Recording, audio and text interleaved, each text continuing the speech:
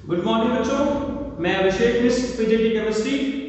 आज 11th class के लिए चैप्टर केमिकल बॉन्ड और टॉपिक वैलेंस बॉन्ड थ्योरी लेकर लास्ट क्लास में हमने आपको बताया था कि VSEPR थ्योरी में हम किसी भी मॉलिक्यूल्स का कंपाउंड्स का शेप पता करते हैं और उसकी लिमिटेशन में भी आपने देखा होगा कि उसमें ये नहीं फाइंड आउट कर सकते कि दो एटम मिलकर मॉलिक्यूल कैसे बनाते हैं या कंपाउंड कैसे बनता है, वो बनाने का तरीका, उनके बीच में कैसे ओवरलैपिंग होती है, ये सारी बातें वैलेंस बॉन्ड थ्योरी में एक्सप्लेन की। अब हम आपको एक बात बताना चाहते हैं, फॉर्मेशन ऑफ H2 हम आपको दिखाना चाह रहे हैं। हमने मान लिया HA और HB दो एटम है, A और B अपने फैसिलिटी के लिए ले लिया। इसका न्यूक्लियस Na और इसका इलेक्ट्रॉन Na, इसका न्यूक्लियस Nb और इसका इलेक्ट्रॉन Nb। अब हम देखते हैं कि इसमें कितने तरह का फोर्स ऑफ अट्रैक्शन है। ये न्यूक्लियस इस इलेक्ट्रॉन को अट्रैक्शन शो कर रहा है, ये न्यूक्लियस इस इलेक्ट्रॉन से अट्रैक्शन शो कर रहा है, ये न्यूक्लियस इस इलेक्ट्रॉन से अट्रैक्शन शो कर रहा है, देखिएगा, और ये न्यूक्लियस इस इलेक्ट्रॉन से अट्रैक्शन शो कर रहा है। आप समझ सकते हैं अट्रैक्शन। और इस न्यूक्लियस का इस न्यूक्लियस से रिपल्शन होगा और इस इलेक्ट्रॉन का इस इलेक्ट्रॉन से रिपल्शन। जब दो हाइड्रोजन एटम एक दूसरे के कम क्लोज आएंगे तो these are the types of attraction and repulsive forces which work between them. अब आपने आप सोच लीजिए कि अगर आप भाई बहन हैं या दो भाई घर में हैं तो क्या उन दोनों के बीच में झगड़ा नहीं होता? तो झगड़ा का मतलब रिपल्शन। क्या प्यार नहीं होता? प्यार का मतलब अट्रैक्शन। माँ बाप से प्यार नहीं होता, अट्रैक्शन। माँ बाप से झगड़ा नहीं होता, रिपल्शन। तो किसी भी रिलेशन में अट्रैक्शन और रिपल्शन की बात हम समझ सकते हैं। फिर भी हम उनके साथ रहते हैं क्योंकि हमारा अट्रैक्शन रिपल्शन से ज्यादा है। What happens when repulsion is greater than attraction? तो फिल्मों में आपने देखा होगा कि झगड़ा हुआ, बेटा घर छोड़ के भाग गया। भगवान न करे ऐसा किसी के साथ हो, लेकिन आप भी अपने आसपास के माहौल में ऐसा देखते होंगे। लोगों का रिलेशन डाइवोर्स तक चला जाता है। क्यों? क्योंकि repulsion is greater than attraction. तो यहां पर आप देखिए, जब दो एटम एक दूसरे के पास आ रहे हैं, यहां पर अट्रैक्शन फोर्स का नंबर ज्यादा है in comparison to repulsion. That is why two atoms come close to each other, overlaps in this way. This is Ha, this is Hb, and sorry, Ha इधर कर देते हैं, Hb इधर कर देते हैं, and forms H2 molecules. This is the general concept of valence bond theory और formation of H2 को represent किया गया इस तरीके से। एक ग्राफ दिखाया गया जहां पर इसकी एनर्जी 0 किलोजूल पर मोल है, ये 0 वाली एनर्जी है। यहां पर दिखाया गया,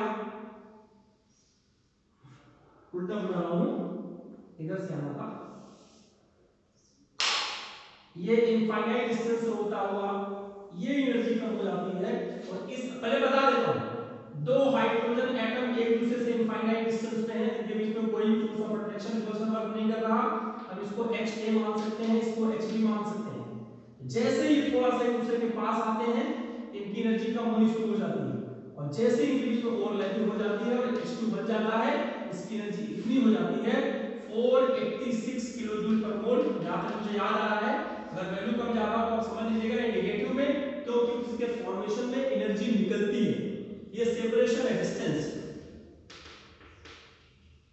distance infinite, there is no force of attraction या repulsion between the both two H atom, energy के बीच की 0। जैसे ही थोड़ा पास आए, इनकी एनर्जी कम होना शुरू हो गई। हम इस बॉक्स को थोड़ा सा इधर शिफ्ट कर सकते हैं, जहां पे एनर्जी कम होना शुरू हो गई, ये पास कर दिया यहां पे। और इसके बाद जैसे इनके बीच की ओवरलैपिंग हुई, इतनी एनर्जी निकल गई। इसका मतलब H2 is stable than H atom। क्यों? क्योंकि H2 की एनर्जी कम है H एटम से।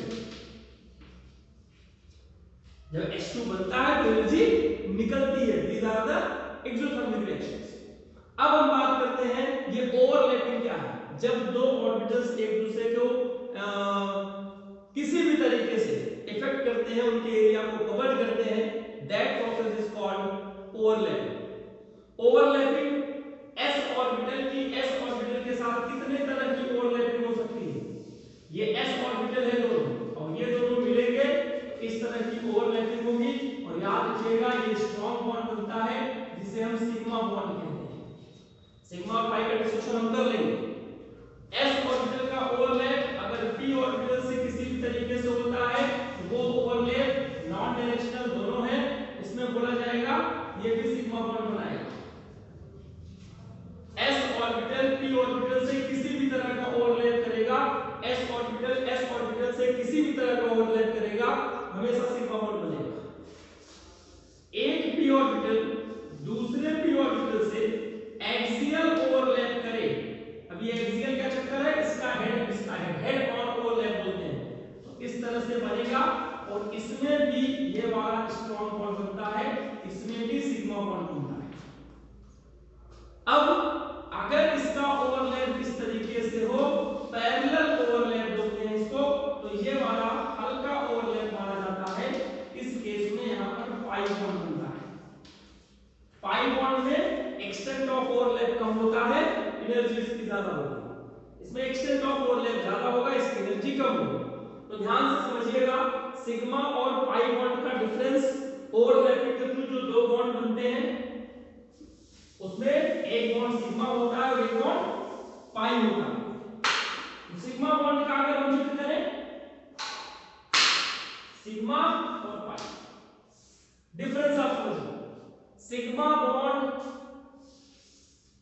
SS ओवरलैप से बनता है, SP ओवरलैप से बनता है, PP एक्सियल ओवरलैप से बनता है, और ये ओनली PP पैरेलल ओवरलैप से बनता है।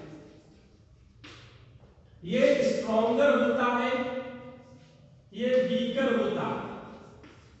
इसमें ओवरलैप मैक्सिमम होता है, मैक्सिमम ओवरलैप,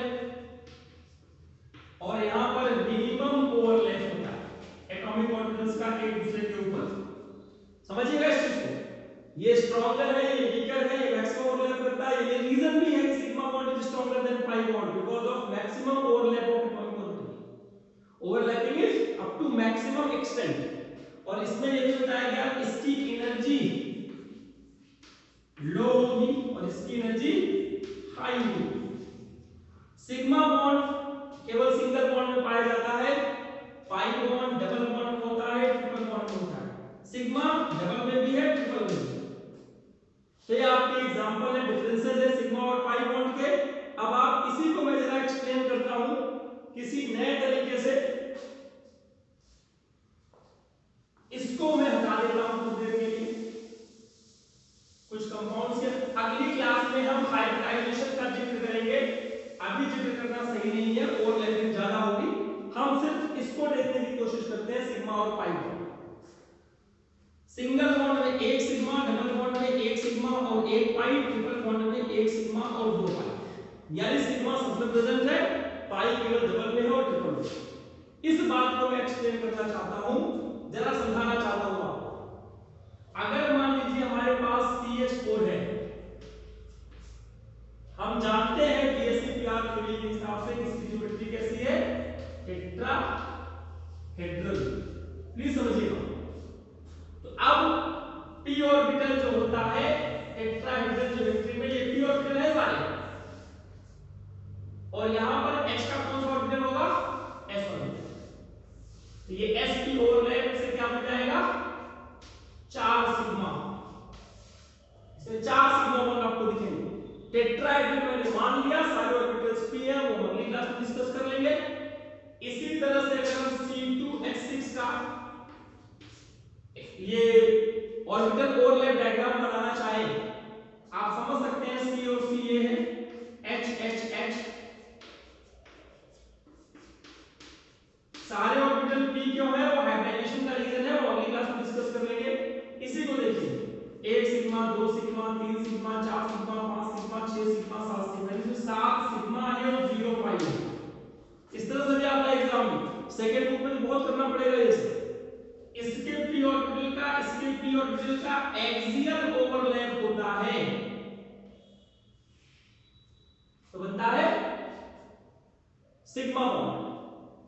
अब इसको ध्यान से देखिए, इसको मिटा दीजिए कि टेट्राहेड्रल ज्योमेट्री वाला है, तो जैसे हमने उसका बनाया था टेट्राहेड्रल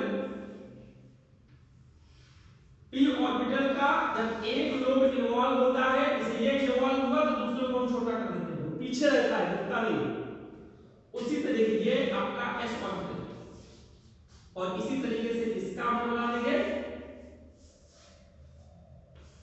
आप ध्यान से वीडियो बार-बार देखिएगा, आपको समझ में आएगा। 1 sigma, 2 sigma, 3 sigma, 4 sigma, 5 sigma, 6 sigma, 7 sigma, आपको सिग्मा बॉन्ड दिख जाएगा। ओवरलैप में भी ये बताया गया कि कौन सा ओवरलैप पॉजिटिव है, कौन सा ओवरलैप नेगेटिव है, सिमेट्रिकल या एसिमेट्रिकल। जो सिमेट्रिकल ओवरलैप होता है उसमें एनर्जी ज्यादा होती है, जैसे इसका पी दूसरे के पीक से इसका प्लस इसके प्लस से ओवरलैप करे तो ये अच्छी बात मानी जाती है, माइनस माइनस 2। और अगर इस एक का प्लस दूसरे के माइनस से ओवरलैप करे तो ये अच्छी, इसकी एनर्जी लेवल अच्छा नहीं होगा। ये आपको समझना पड़ेगा। 3-4 तरह के हैं कि ये सिमेट्रिकल ओवरलैप है या अनसिमेट्रिकल ओवरलैप।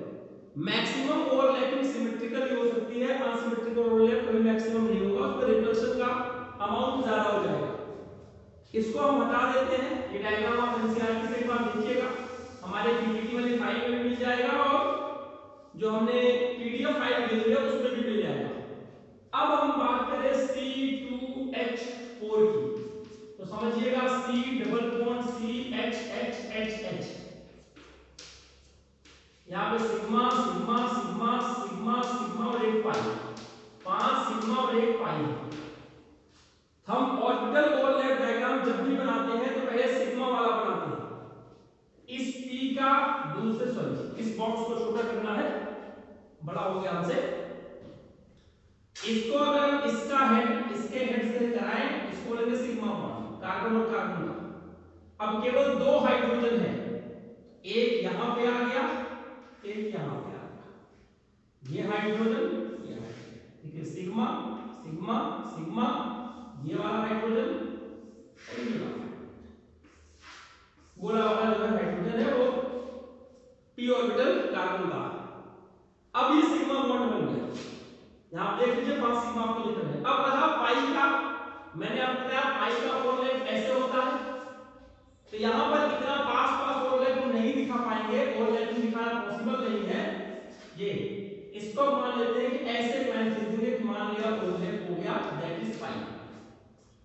एटम बहुत छोटा होता है, उसमें ओवरलैपिंग कर जाता है, लेकिन हमें यहाँ दिखाना मुश्किल है। इस लोग को इस लोग से पास लाइन में ये गायब हो जाएगा, इसलिए हम इसको सेंटर लाइन से दिखा देते हैं, जो रिप्रेजेंट करता है कि ये पाई है। इसी तरह का लास्ट आपका पास है C2H2, आपको पता होगा C ट्रिपल बॉन्ड CH और H। फिर से पहले सिग्मा सिग्मा सिग्मा 2 पाई, इनसे 3 सिग्मा है और 2 पाई। पहले सिग्मा बनाएंगे कार्बन का, कार्बन से, ये आपका सिग्मा हो गया, इसको छोटा कर देते हैं थोड़ा, ठीक, ये सिग्मा बॉन्ड बन गया। और इधर का हाइड्रोजन एक है, ये सिग्मा, और इधर का हाइड्रोजन एक है, ये सिग्मा। देख लीजिए सिग्मा बॉन्ड बन गया, 1 सिग्मा 2 सिग्मा 3 सिग्मा। थोड़ा मुश्किल है। अब जब हम पाई बनाते हैं तो मैंने आपसे कहा वाई एक्सिस पर जो दिखा रहे हैं, ये दिखा दिया हमारा 1 पाई हो गया, लेकिन हमारी बात खत्म नहीं हुई, 2 पाई है, तो दूसरा पाई दिखाने के लिए हम ये करेंगे, एक और ओवरलैप दिखाएंगे पीटी, और इसको इसके साथ दिखाएंगे कि ये ऑर्बिटल इसके साथ या इसके साथ। तो यहां पर 2 पाई यहां दिख गया, ऊपर नीचे का मिला के 1 पाई होता है, तो 2 पाई दिख गए, 2 पाई और 3 सिग्मा बॉन्ड इज प्रेजेंट। हम कह सकते हैं CH ट्रिपल बॉन्ड CH का ऑर्बिटल ओवरलैप डायग्राम ये होगा। प्रॉब्लम ये होगी थोड़ी सी आपको, कार्बन का एटॉमिक नंबर 6 है, 2s2 2p2 लास्ट में है, s ऑर्बिटल हमने कार्बन में नहीं दिखाया है, s ऑर्बिटल p में कन्वर्ट हो जाता है ड्यूरिंग हाइब्रिडाइजेशन, और वो हाइब्रिडाइजेशन की बात हम आपको अगली क्लास में क्लियर करेंगे। वैलेंस बॉन्ड थ्योरी का एक पार्ट हाइब्रिडाइजेशन भी है, देखना शुरू करते हैं। हाइब्रिडाइजेशन का डेफिनेशन क्या है? गेस्ट को आने के लिए, जब कोई गेस्ट आपके घर में आता है, होस्ट अपने अंदर जो जो परिवर्तन करता है, that process of transformation is called hybridization. उसमें क्या होता है, 2s की एनर्जी 2p की एनर्जी के इक्वल हो जाती है और s वाला शेप p के शेप में आ जाता है। फिर से, अगर आपके घर में कोई बारात आ रही है, कोई गेस्ट आ रहा है, कोई स्पेशल हो आपके लिए, आप जो जो अरेंजमेंट अपने घर में करते हैं, तो कार्बन के पास अगर हाइड्रोजन की बारात आ रही है, उस हाइड्रोजन को वो अपने अंदर कहां एडजस्ट करेगा, अपने घर में जो जो परिवर्तन करेगा, उस चक्कर में s ऑर्बिटल p में कन्वर्ट हो जाता है, सेम एनर्जी का सेम शेप का हो जाता है। That process of conversion, that process is called hybridization, जिसमें लगभग सेम एनर्जी वाले ऑर्बिटल, 2s और 2p की एनर्जी लगभग सेम नहीं होती, एक दूसरे से मिक्स होकर सेम एनर्जी वाले ऑर्बिटल जनरेट करते हैं, सेम एनर्जी और सेम ज्योमेट्री वाली। 2s है, ये 2p है, ये 2p है, ये 2p है। That phenomenon is known as hybridization। और हाइब्रिडाइजेशन के जो टाइप्स हैं, sp, sp2, sp3, sp3d, sp3d2, sp3d3, वो हम अगली क्लास में आपको एक्सप्लेन करेंगे जब हमारा प्लेसमेंट मॉडल थ्योरी खत्म हो जाएगा। और उसकी अगली एक दो क्लास में मॉलिक्यूलर ऑर्बिटल थ्योरी है, जिसका डिस्कशन हम आपके साथ कर लेंगे, फिर ये लेसन कंप्लीट हो जाएगा। उम्मीद करता हूं कि आप सारे बच्चे इस वीडियो को देखेंगे, अपने आप को समझेंगे। एक बार मैंने समझ में आया कि दोबारा उस चीज को देखिएगा कि मैंने कैसे कैसे ड्रॉ किया, डेफिनेटली समझ में आएगा अगर आप साथ साथ इसको बनाते रहेंगे। होमवर्क आपको व्हाट्सएप कर दिया जाएगा। आज की क्लास में बस इतना ही।